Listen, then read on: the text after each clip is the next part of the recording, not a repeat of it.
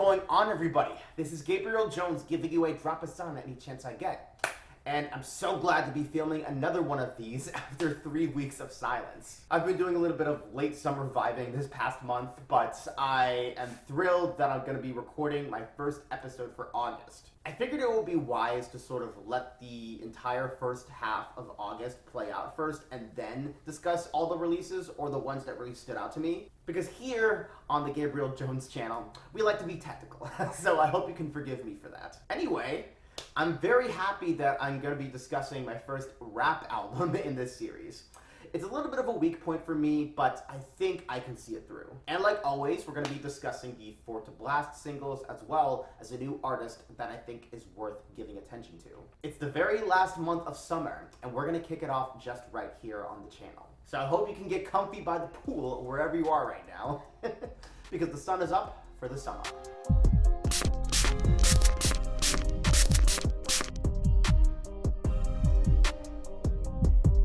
As my first time reviewing a rap album in this series, I'm starting with someone who's been really climbing the ladder this decade. That album is God Does Like Ugly by JID. JID, fully named Destined Choice Routes, was born and raised in Atlanta and gained his rap name from his jittery behavior. JID would first taste mainstream success when he was featured on the 2022 hit Enemy by Imagine Dragons.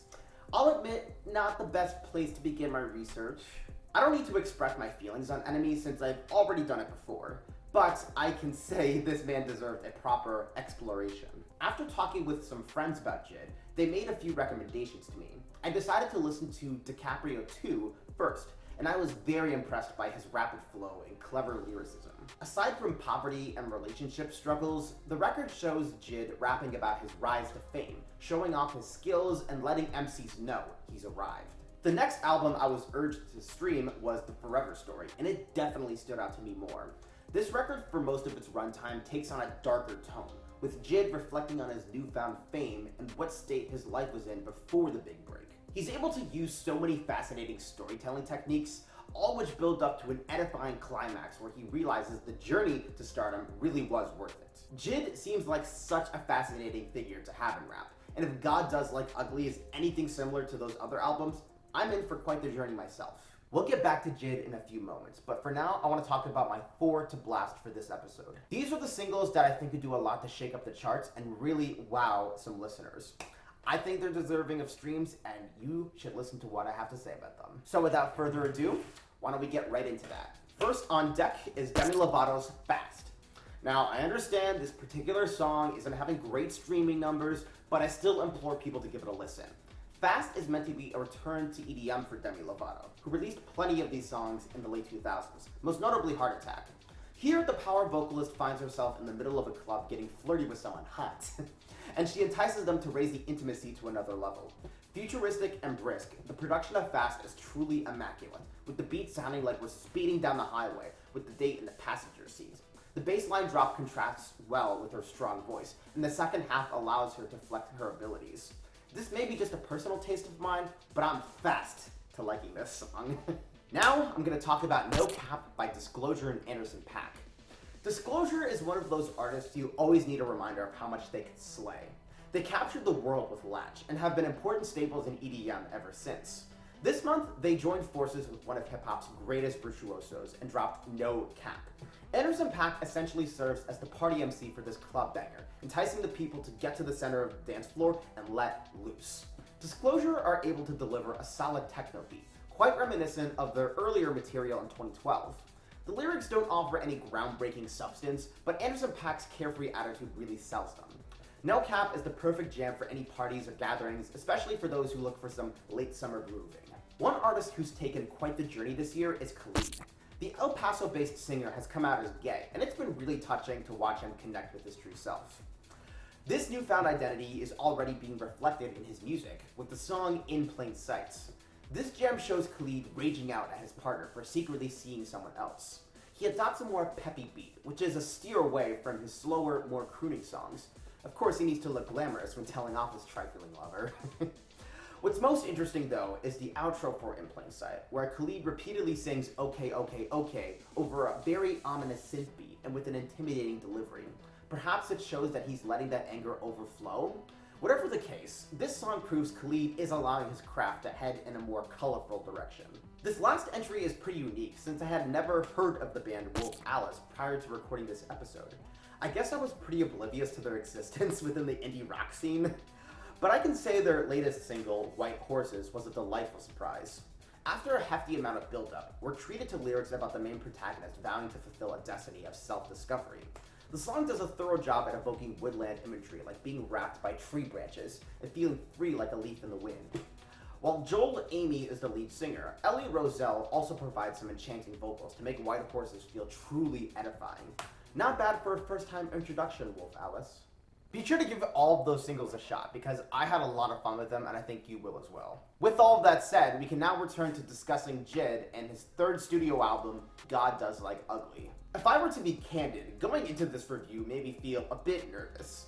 I'll admit that I'm way more capable of discussing pop or rock albums than rap, especially with someone as lyrically eloquent as JID. Making this video was a small challenge, but I totally understand the appeal of this Atlanta-based rapper. His range of word choice is so expansive, and he uses that to his advantage when painting the narrative of how he made it as a successful MC.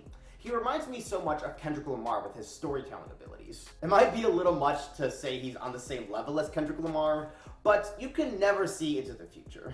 With his third studio release, God Does Like Ugly, JID continues to show listeners why he deserves all the hype. This album shows him reflecting more on his fame now that he's made his breakthrough into the mainstream, and he does this with a religious framing. JID elaborates on his faith a lot, showing how he strives to live his life as a man of Christianity, which means a lot to him as a guy who grew up in vicious, poverty-filled Atlanta. Of course, this doesn't deter him from showing other rappers how vigorous he is, spitting rhymes over vibrating beats and haunting melodies. JID still needs people to know the survival instincts he's built up while being raised in such a harsh environment. However, he still opens up about fighting his own demons, like struggling to keep his love life afloat, and being addicted to drugs, or helping others who have those addictions. With that said, he still makes an effort to rise above his previous life.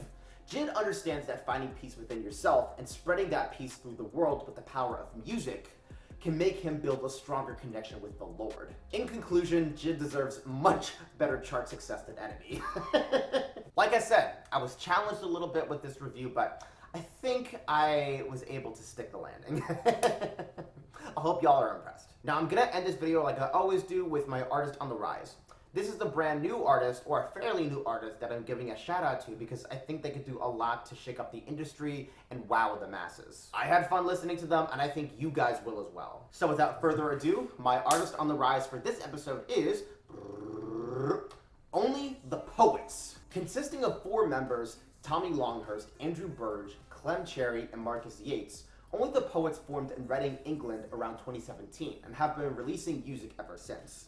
They have opened up for artists like Bastille, Louis Capaldi, and Louis Tomlinson.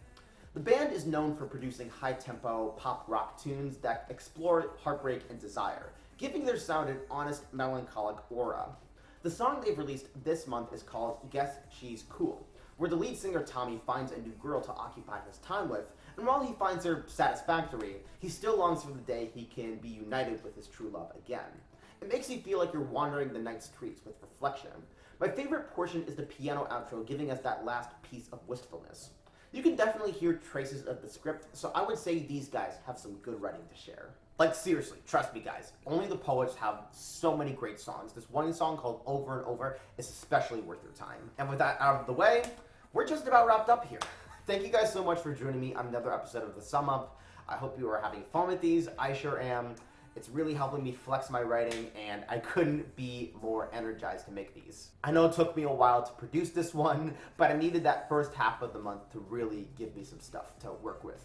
I'll be back in a few weeks to give you the review of the second half of the month, and I'm sure you'll be sticking around then. For now, if you want to follow me on social media, be sure to check out my Blue Sky, my Twitch, and my TikTok. Links will be in the description, and that is where we're ending the episode today. My name is Gabriel Jones, and the sun may be setting, but I hope you were able to soak up those drops. Take care.